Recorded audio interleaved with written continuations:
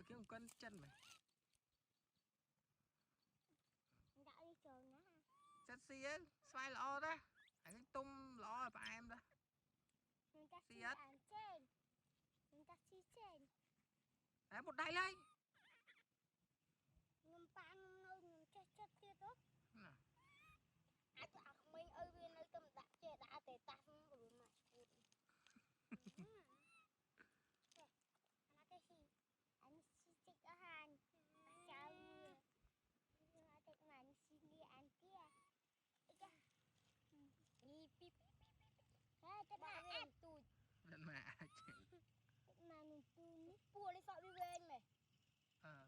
sợ với sạch lôi trên kia kìa. Sợ bị lỗi này. Sợ bị đâu về anh được. Là cái gì? Áo là tụt đi xí đó à. Tụt xí ơi. Bà đi chá. Nhìn chưa chị ở tịch mà ăn. Bà đi chào. Bà có hay ở việc gì đó.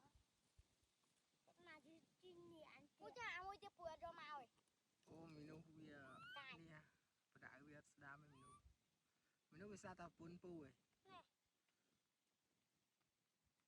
Vì hay về tam ta pun pu ấy. Vì tam pu ấy. Pu cho mày đi. Rồi đi viết khung này. Này cút. Anh xí á. Vì vô đã. Vì là đây việc gì. Tao pe việc kham đó bây giờ tao tung nông pung co vì hay tao pe việc kham ó việc là chim pung co với gì tâm thực liền đây mến chút làm sớm cô gọi bên tận liền làm chưa phải chồng hay bùa không chưa la làm chưa đây không bùa không đợi về lại không sao mình dìm lại là nó thuộc còi không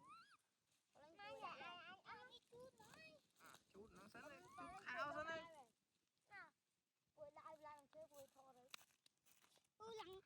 chút khao làm ra tép vô tụi mua chu thôi bảy chút tật khao sáu